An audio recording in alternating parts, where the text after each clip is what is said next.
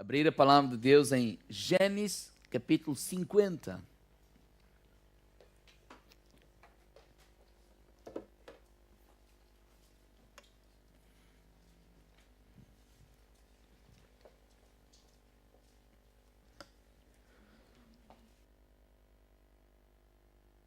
Gênesis 50.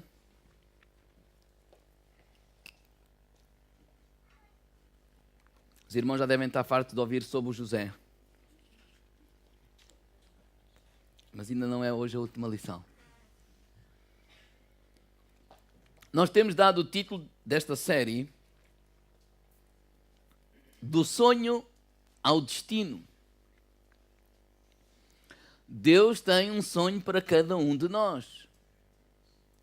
Deus tem um propósito para cada uma das nossas vidas. E temos feito esta caminhada a meditar na história do José, do Egito. Que também Deus lhe deu um sonho. Quando ele tinha 17 anos de idade. Provavelmente ele não entendeu a totalidade daquilo que Deus queria fazer com a vida dele e através da vida dele. Mas à medida que ele foi caminhando, 17, 18, 19, 27, 28, 29, 30. Muitas coisas foram acontecendo. E aquilo que nós temos vindo a falar é que todas essas provas pelas quais José passou formaram o próprio caráter de José. Na verdade, o prepararam para a obra que Deus tinha para a vida dele. Então, essas provas não foram obra do acaso. Essas provas não foram alguma coisa que se poderia dizer assim desnecessárias. Não, necessárias para a sua própria preparação para cumprir aquilo que é a vontade de Deus para a sua vida. E hoje vamos falar sobre a prova do perdão, Gênesis capítulo 50, verso 15. Todos já abriram? Quem cala consente. Estão a olhar para a frente, não é? Vendo então os irmãos de José que seu pai já estava morto, disseram: porventura nos aborrecerá José e nos pagará certamente todo o mal que lhe fizemos. Portanto, enviaram a José dizendo: teu pai mandou antes da sua morte, dizendo: assim direis a José, perdoa, rogo-te a transgressão dos teus irmãos e o seu pecado, porque te fizeram mal. Agora, pois, rogamos que te perdoes a transgressão dos servos do Deus do teu pai. E José chorou quando eles lhe falavam. Depois vieram também os seus irmãos, prostraram-se diante dele e disseram: eis aqui os teus servos. E José lhes disse: não temais, porventura estou eu em lugar de Deus? Vós bem intentaste mal contra mim, porém Deus o tomou em bem, para fazer como se vê neste dia, para conservar em vida a um povo grande. Agora, pois, não temais, eu vos sustentarei, a vós e a vossos meninos. Assim os consolou e falou segundo o coração deles. Irmãos, vamos meditar um bocadinho nesta história. Não vamos demorar muito tempo, que ainda temos algumas surpresas para o dia de hoje. Mas se nós não aprendermos a perdoar, não conseguiremos cumprir o destino que Deus tem para as nossas vidas. Se nós não aprendermos a perdoar, dificilmente vamos cumprir o propósito de Deus para as nossas vidas. Por que é que estamos a falar de perdão? Se recordarmos a história, José até aos 17 anos viveu como um jovem e na verdade era o menino do papai, ele tinha tudo, não lhe faltava nada, e depois daquele sonho grandioso, embora ele não percebesse a totalidade do cumprimento desse sonho, mas era alguma coisa que que o motivava, que o alegrou de tal maneira que ele contou ao pai, ele contou aos irmãos. Mas por causa disso, os irmãos começaram a implicar com ele. Os irmãos não gostavam muito dele. Tinham inveja, provavelmente da túnica que o pai tinha oferecido a ele e não aos irmãos. O relacionamento familiar não era o melhor. Para encurtar uma longa história, a verdade é que, a certa altura, os irmãos pensaram, engendraram um plano para matar o próprio irmão. E quando estavam lá no campo a pastar as ovelhas, assim o fizeram mesmo. Pagaram em José, despiram aquela túnica, porque isso era sinal de superioridade para eles, de inveja, e o colocaram num buraco. Vais apodrecer aí. O irmão mais velho disse, alguém disse dos irmãos, se calhar também assim a gente não ganha nada com isso, melhor vendê-lo. Passava uma caravana e então venderam o José. Nem sempre a vida sorriu para José. Assim como nem sempre a vida sorri para nós. Há coisas que às vezes acontecem que nos magoam. Então José foi rejeitado pelos próprios irmãos, mas não apenas rejeitado. José sentiu na pele que os próprios irmãos desejavam a sua morte. Mas ganharam alguma coisa vendendo-o, mandando-o embora. Desaparece das nossas vidas. E ele tinha uma grande oportunidade para ficar ofendido, magoado, na verdade, azedo, amargurado. Porque há coisas que acontecem que nos amarguram, que nos entristecem, que nos magoam, que nos ferem.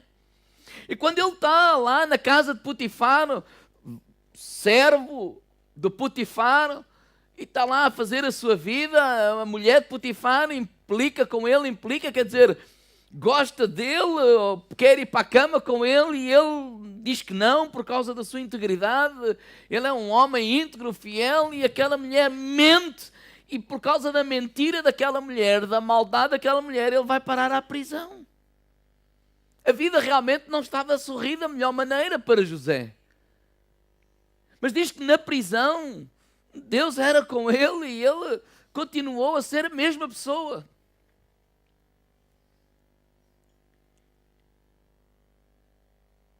Até que ele vai parar a Faraó e se tornou o número 2, o chefão, desculpa lá a expressão, lá do sítio. Então, quando os irmãos agora, nesta passagem, Gênesis 50, chegam ao pé dele e dizem isto, para já eu acredito que isto é mentira. Porque não vemos nenhum registro na Bíblia em que Jacó tenha feito este pedido. Não posso provar, mas não vemos nenhum registro. O que estes irmãos vivem agora é um medo. Bem, o nosso pai morreu e ele agora se calhar não nos fez mal até aqui porque, pronto, em benefício da dúvida, para não magoar o nosso pai, mas agora que o pai morreu, um homem tem a faca e o queijo na mão, vai nos tramar, vai fazer, vai acontecer. Então inventaram esta mentira, porque tiveram medo de José. Porque quando eu olho para esta passagem, eu não vejo o mínimo de arrependimento destes homens. O que estes homens dizem, estão aqui os teus servos, mas isso é uma coisa evidente. Quem manda agora é o José. Eles disseram, o teu pai disse para perdoares os servos do Deus do teu pai. Ou seja, eles não tiveram humildade para dizer assim, nós reconhecemos, erramos, pensámos de forma errada, agimos de forma errada, deixámos levar pela inveja, deixámos levar pela maldade e fizemos-te mal. Não está ali escrito isso. Na verdade, eles não pediram perdão a José. Certo? Concordam comigo ou não? E a minha pergunta é esta. Podes perdoar alguém que mente e manipula e nunca te pede perdão? Porque esta é a questão. Porque às vezes quando pensamos no perdão é pronto, a pessoa arrependeu-se, fez. Não. Podes tu perdoar alguém que é mentiroso e continua a mentir. É manipulador e continua a manipular. E nunca pede perdão. Na verdade, a resposta de José é esta: estou eu no lugar de Deus? Eu não sou Deus. O que é que José sabia que é importante nós sabermos? Hebreus 12:15 diz assim: que ninguém se afaste da graça de Deus e que nenhum de vós se torne como uma planta daninha que cresce e faz mal a muitos, contaminando-os. Na Bíblia para todos é assim que está escrito. Que ninguém se torne uma planta amarga.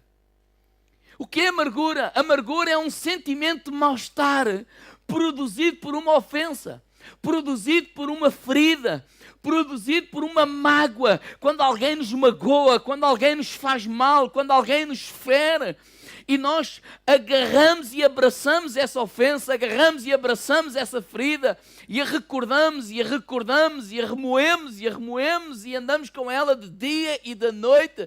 Isto vai se tornar num ressentimento, e esse ressentimento torna-se em amargura. E o que o autor de Hebreus diz, sim, tem cuidado, porque essa amargura vai te afastar da graça de Deus. Graça é favor de Deus, bondade de Deus, bênção de Deus para a nossa vida. O que ele está a dizer é mais ou menos como vocês terem uma fruteira, uma maçã, e a maçã cai. E nós pegamos na maçã e voltamos a colocar na fruteira. E passado alguns dias apercebemos que aquela parte que foi magoada da maçã está a dar sinais de apodrecimento. Mas não fazemos nada, ela fica lá.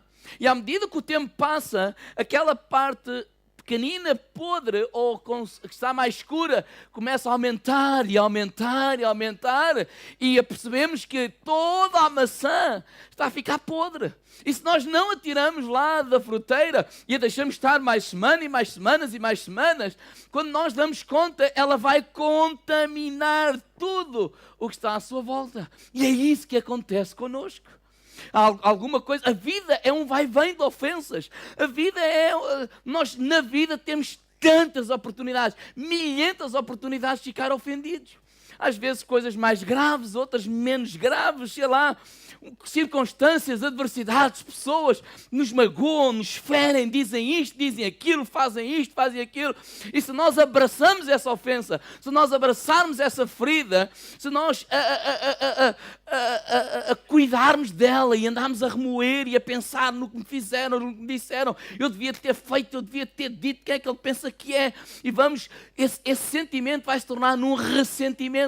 E à medida que nós caminhamos e abraçamos aquilo que aconteceu, convivemos com aquilo que aconteceu, o que é que vai acontecer? Nós vamos ficar dar sinais de apodrecimento. Nós vamos dar sinais de apodrecimento. O que é isso?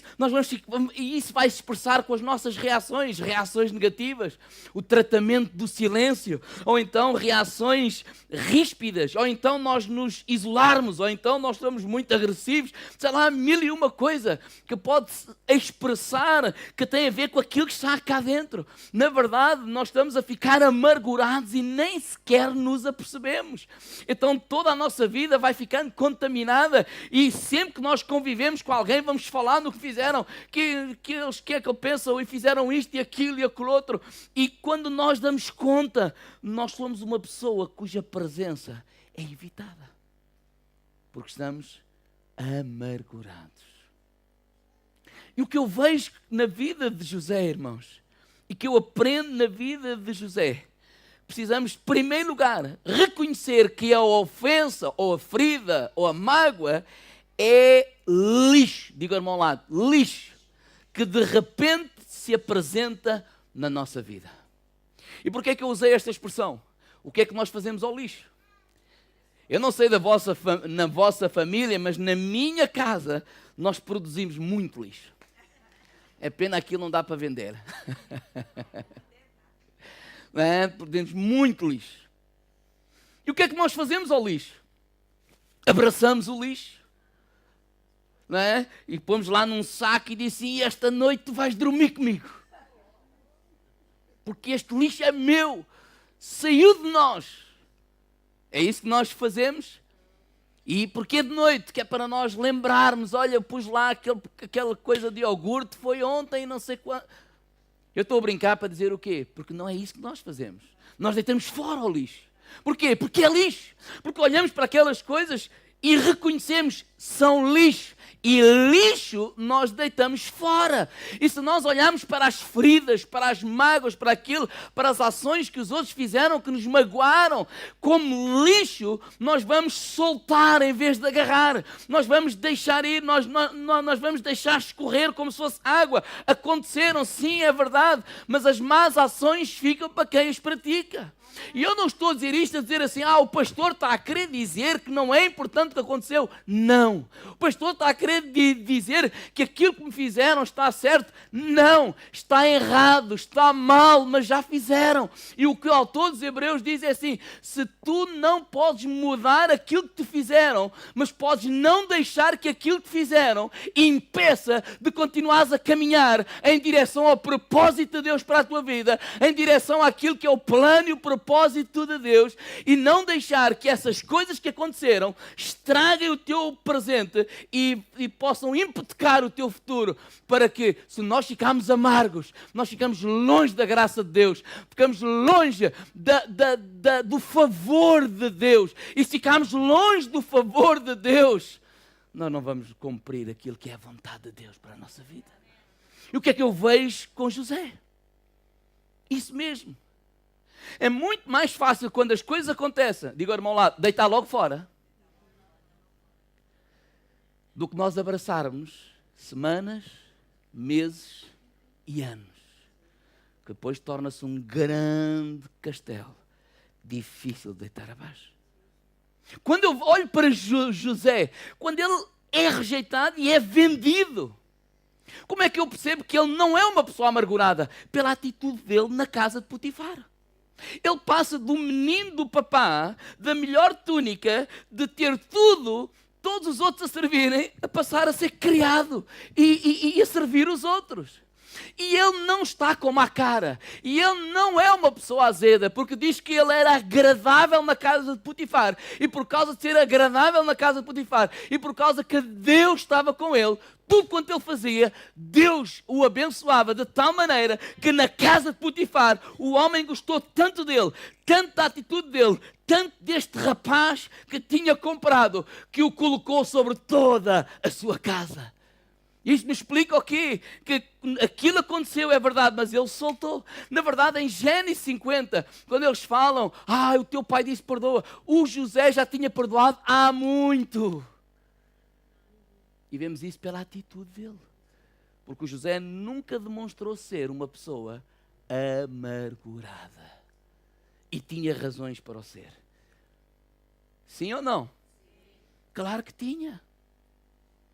Na casa de Potifar, depois das coisas estar a correr bem, a mulher mentiu. Ele vai parar à prisão porque é por causa de uma mentira. Não foi por ter feito o que é certo, já falámos disso. Não, por causa da mentira. Quem é que gosta de ser punido porque alguém é mentiroso? Isso magoa. Isso magoa, e ele passou 2 anos na prisão por causa disso. Mas na prisão, ele teve uma atitude tão agradável, até quando conversava com o padeiro mor e com o copeiro, e às vezes via os seus semblantes tristes, ele dizia, porquê é que vocês estão tristes? Como quem diz, será que isto é o melhor lugar para se estar? Claro que não. E quem é que disse isso? Uma pessoa que está lá injustamente. Uma pessoa que está lá porque uma pessoa mentiu, foi má e mentiu. Ou seja, o que é que eu vejo? Que aquele homem, as coisas aconteciam, mas se calhar ele tinha esta atitude, as más ações fica para quem as pratica. Eu tenho que caminhar em frente, agarrar-me a Deus, porque a graça de Deus foi sobre a minha vida, o favor de Deus foi sobre a minha vida. Isto que eu estou a viver hoje não é o meu final. Há mais de Deus para a minha vida, há mais de Deus para a tua vida, há mais de Deus para a tua casa. Mas não deixes que a amargura tome lugar no teu coração. Lida com isso.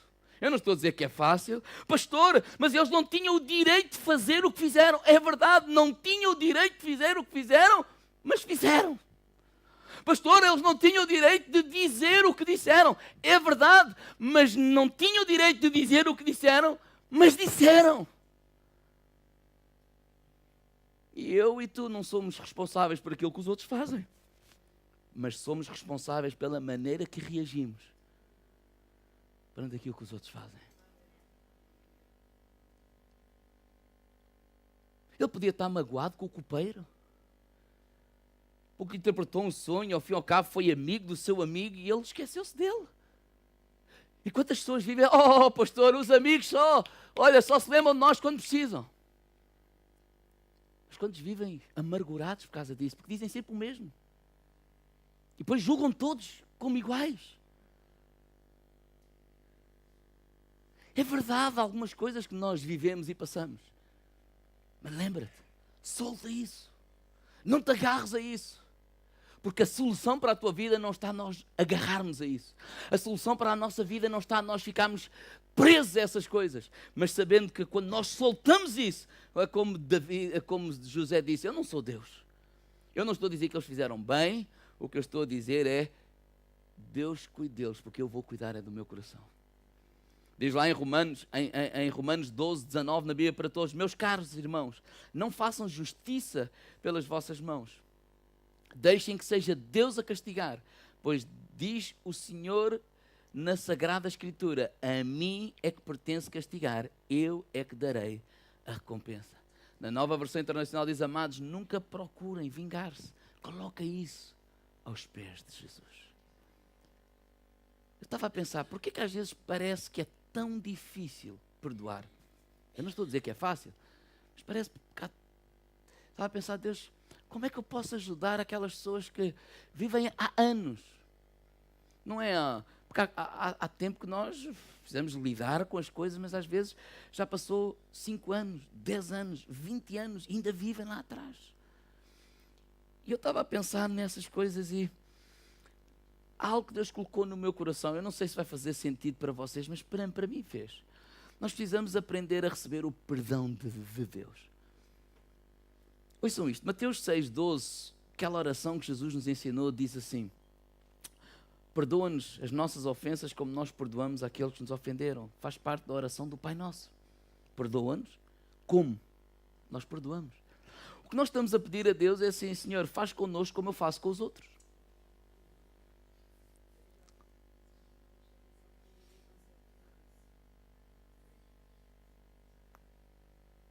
Não estamos a dizer, eu vou fazer com os outros o que tu fazes comigo. Não, estamos a dizer é, faz tu comigo o que eu faço com os outros. E aquilo que Deus colocou no meu coração é isto. Muito tem a ver com a nossa mentalidade. A Bíblia diz assim, de graça recebeis, de graça dai. Certo? Ou seja, Deus nos perdoa, Deus nos dá tudo, de graça. Concordam ou não? Nós não temos que fazer nada para merecer o perdão de Deus. Mas há muita gente que não vive com esta mentalidade de graça, mas vive com uma mentalidade tipo que Deus é um Deus castigador. As coisas estão a andar na sua vida e de repente acontece qualquer coisa e ele diz, oh Senhor, oh perdoa-me Senhor.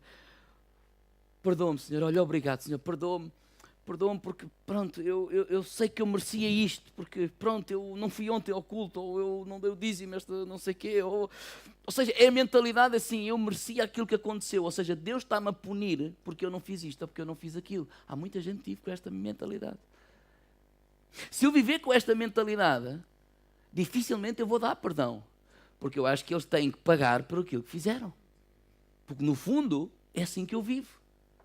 Eu recebi 500 euros de salário e gastei 400, fiz assim uma compra, mas não tinha dinheiro nenhum de parte, gastei mesmo do salário. E quando eu dou conta, já não tenho dinheiro para pagar isto, não tenho dinheiro para pagar aquilo. E depois, ai Senhor, perdoa-me Senhor, porque eu de facto, eu não fui fiel.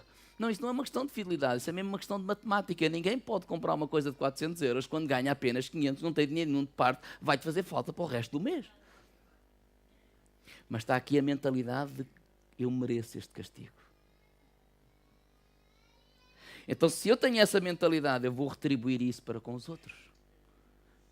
Eu perdoo, mas eles têm que pagar. Porque também me acontecem algumas coisas e eu reconheço que é Deus a me disciplinar. Não, Deus não te amaldiçoa. Deus não te faz mal. A ira de Deus não cai sobre ti. Já caiu sobre Jesus há 2000 anos atrás. Deus não está zangado contigo.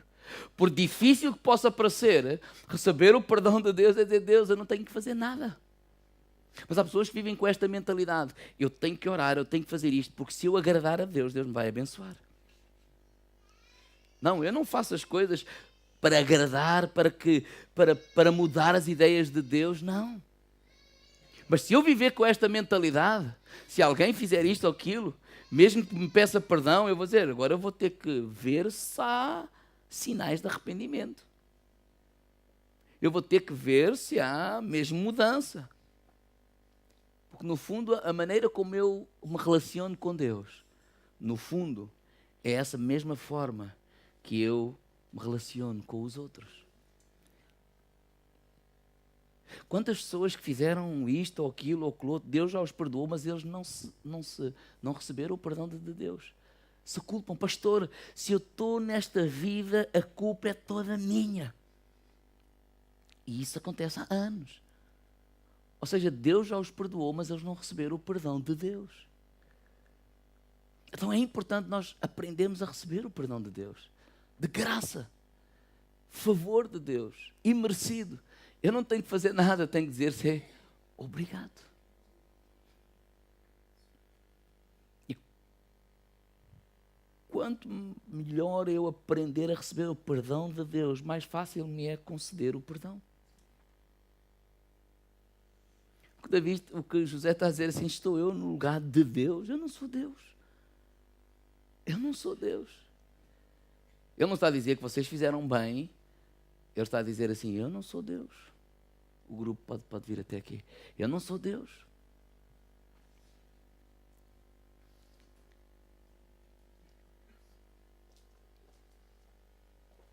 Irmãos, para nós vencermos esta prova do perdão, nós temos que tomar 3 decisões muito importantes para a tua vida. Resumindo, a primeira delas é: decide perdoar. Diga ao irmão lá: decide perdoar. Irmãos, perdoar não é um sentimento, é uma decisão. Vou ler algumas notas. Não perdoamos porque as pessoas merecem, perdoamos porque Deus nos pediu para perdoar. Não perdoamos dos nossos próprios recursos, mas da misericórdia que Ele nos tem dado. Da mesma forma como recebemos a misericórdia de Deus, nós damos essa misericórdia. Quando nós perdoamos, o que nós estamos a dizer é: abdicamos dos nossos direitos. Quando a Bíblia diz lá em Hebreus 10, 18, onde há remissão dos pecados, não há mais oferta pelo pecado. A oferta significa literalmente um preço a pagar. Quando eu perdoo, a pessoa não tem que fazer nada. José não exigiu nada a eles. Eles não lhe pediram perdão, mas José também não lhes exigiu isso. Eles não mostraram arrependimento. José não... Porque quando há perdão da nossa parte, não há nada que tu precises fazer. Quando tu perdoas alguém, o que é que eu posso fazer? Está feito. Porque a decisão é tua.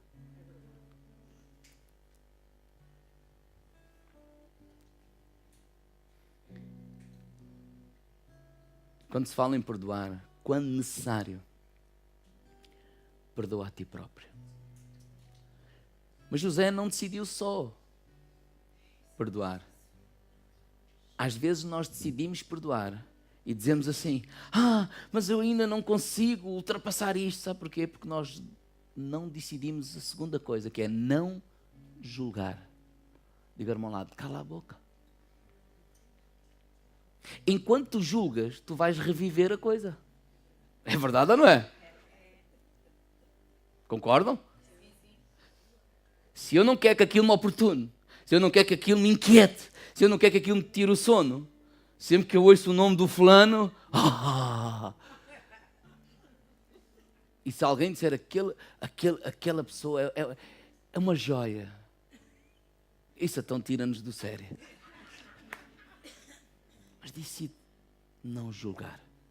É o que ele disse: estou eu no lugar de Deus? Estou eu no lugar de Deus? Não julgueis para não seres julgados. A Bíblia diz em Apocalipse 12:10 que o acusador dos irmãos é o diabo. Esse é que está sempre a acusar. Então, se eu quero ultrapassar isso, não julgues. Decidiste perdoar. Claro que isto é como um ferro que está ligado à ficha, não é? Se tirares da ficha é uma decisão, mas o ferro ainda está quente. Claro que ainda nos dói, claro que ainda estamos magoados, isso é normalíssimo. Mas para ele ir arrefecendo, decide não julgar. Por isso é que eu disse, deita fora isso. Segue a tua vida. E por último, a terceira decisão, decide abençoar. Quando eu olho para José, além de tudo isso, ele diz assim no versículo 21, agora pois, não temais, eu vos sustentarei a vós e aos vossos meninos. Assim os consolou e falou segundo o coração deles. E o que é que Jesus diz? Eu, porém, vos digo, amai os vossos inimigos, bendizei aos que os maldizem, fazei bem aos que vos odeiam, orai pelos que maltratam e vos perseguem, para que sejais filhos dos vossos pais que está nos céus. Ele não está a ensinar-nos a ser tolos. Se nos estão a magoar, não está-nos a ensinar a ficar ali, a ser magoados e aquilo nunca mais cura. Não, às vezes é bom afastar para não tocar na ferida, para ela se curar. Mas começa a orar por essas pessoas. Às vezes não conseguimos logo. Começamos a pouco e pouco, começamos a abençoar essas pessoas.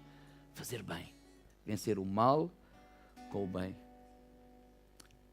E vais ver que dessa forma o Espírito Santo vai curar as tuas feridas. Diz lá em 1 Pedro 2:23, quando foi insultado, Jesus não respondeu com insultos. Quando sofreu, não ameaçou, mas pôs a sua presença em Deus, o justo juiz. Quer dizer, quando as coisas aconteceram, ele não se retribuiu da mesma forma. O que é que ele fez? Colocou-se nas mãos de Deus. Senhor, Tu és o Senhor da minha vida. Irmãos, se eu não decidir perdoar, se eu não decidir não julgar e se eu não decidir abençoar, dificilmente o Espírito Santo conseguirá curar essa ferida no teu coração. Porque nós estamos sempre a mexer nela.